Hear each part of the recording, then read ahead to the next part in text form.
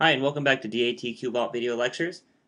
This is lecture 2.2, where we're going to talk about conformational analysis. Conformational analysis is an extremely important concept in organic chemistry, and a lot of conformational analysis questions might show up on the DAT. Conformational analysis is just basically the study of the energetics of different molecular conformations. Molecules can rotate around bonds, and then the different rotation around these bonds might cause different steric effects between different substituents, changing the overall energy of the molecule. So to start understanding conformational analysis, we're going to start by looking at Newman projections, and Newman projections definitely help us visualize the positioning of different substituents in a molecule once you start rotating around bonds to determine which conformations of the molecule have the highest and lowest energies. So Newman projections are very useful because it's a great way to visualize how a molecule looks in a two-dimensional manner, which sometimes is a lot easier to visualize than when the molecule is drawn three-dimensionally as depicted in these two drawings here. So to draw a Newman projection from a projection such as this one, we start by looking down one of the carbon-carbon bonds, which is basically what a Newman projection does for us. We're trying to visualize what the molecule looks like when we're looking down a single bond. So in order to do this, we're actually going to take, and if this is our eyeball, and let's say we're looking down this carbon-carbon bond right here, where this is going to be carbon number 1, and this is going to be carbon number 2. So one of these carbons is going to be in front, and one of these carbons is going to be in back when we're looking at it from this direction. And to draw this, we're actually going to start by drawing a circle, and then the three substituents coming off of that carbon, which are going to be these three hydrogens here, and then these three hydrogens on the back carbon are going to be coming off of the projection like this. So this dot right here in the middle represents carbon number 1, and the circle right here is going to represent carbon number 2.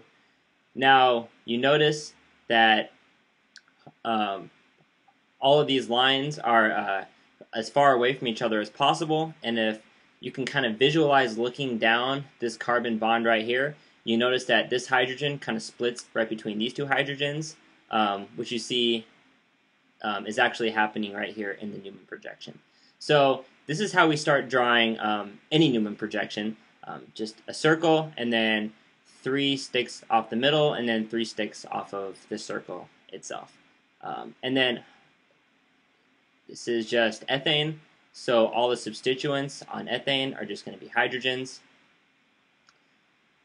So this is the most basic Newman projection that you could possibly draw is of ethane. So we're going to go down here and draw a Newman projection of a molecule with a couple more carbons on it. This molecule right here is butane. So again, we're going to look down this carbon-carbon bond right here. This will be carbon 1, this will be carbon 2. So we're just going to start by drawing the basic structure for our Newman projection. All right. In this case, we'll start with this hydrogen right here. It's on the front carbon. Number 1 carbon, number 2 carbon, remember, is a large circle in the back. This hydrogen is at the top right here, so we're going to put it up here off of the number 1 carbon. Over here on the left-hand side, it's going to be a methyl group, so CH3. And then over here in front is the hydrogen, which is going to be on the right-hand side. On the backhand carbon, the number 2 carbon, we have a hydrogen here, CH3 group here, and we have a hydrogen here. So the basic start to drawing Newman projections based on structures that look like this, these three-dimensional structures. But Newman projections can also be drawn a lot of different ways based on how these substituents are arranged based on the rotation of this carbon-carbon bond right here. So the next slide I'm going to flip to, we're actually going to take a look at the butane molecule again and look at all the different possible Newman projections based on the rotation around this carbon-carbon bond. And then once the bond starts rotating, the energetics of the overall molecule are going to change based on the interaction between different substituents. Alright, so let me draw out the butane molecule up here really quick. CH3, CH3. And then we have hydrogen coming out and back, and a hydrogen coming out and away from us. Okay, so this Newman projection right here is one projection of the butane molecule where when you rotate it around this carbon-carbon bond right here, it is such that the methyl groups are pretty much lined up with each other if you look down this carbon-carbon bond right here. So if that happens and the two largest substituents on the molecule in the Newman projection are right next to each other, it looks like they're eclipsing each other. This projection is called the totally eclipsed Newman projection. And again, that's when the two largest substituents on the molecule in the Newman projection are pretty much lined up with each other. So this is totally eclipsed.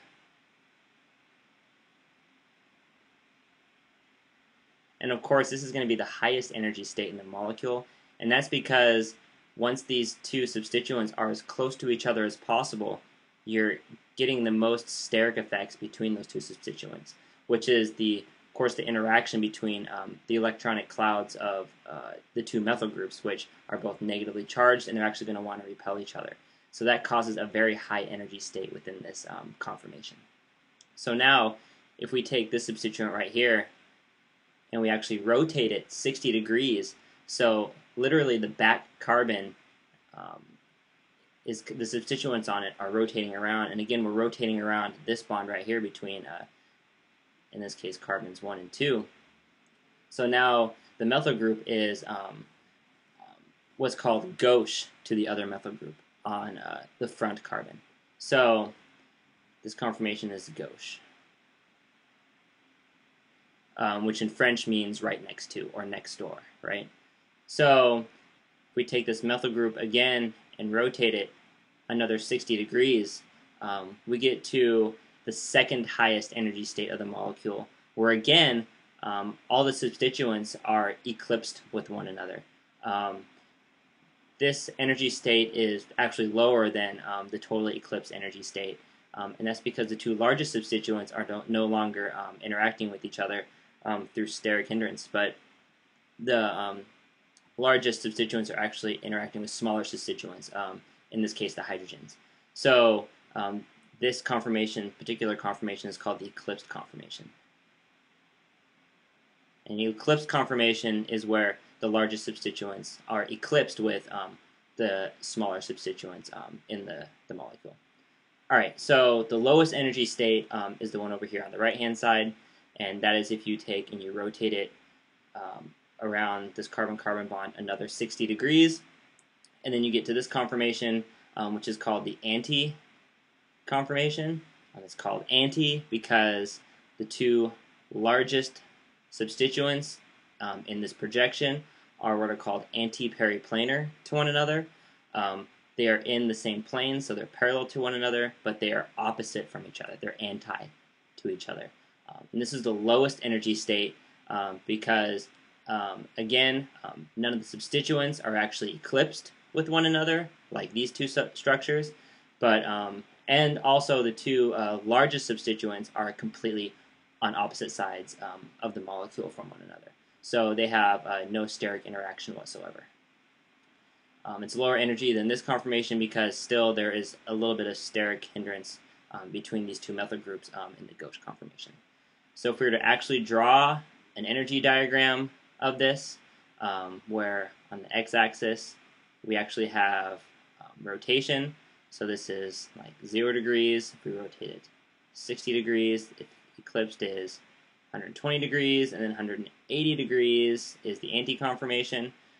Eclipse is the highest, followed by the gauche conformation, and then the eclipsed conformation is a higher energy than gauche, but of course lower energy than totally eclipsed, and then the anti-conformation is the lowest. So we get an energy diagram that looks something like this, if this is energy over here. Alright, so now we know what the different energy states look like of different conformations of a Newman projection, and now we know how to draw the Newman projections. So let's do a quick example problem and try to identify the most stable Newman projection of 3-bromopentane. So why don't you pause the video really quickly, pick the most logical answer, and then we'll go over it together.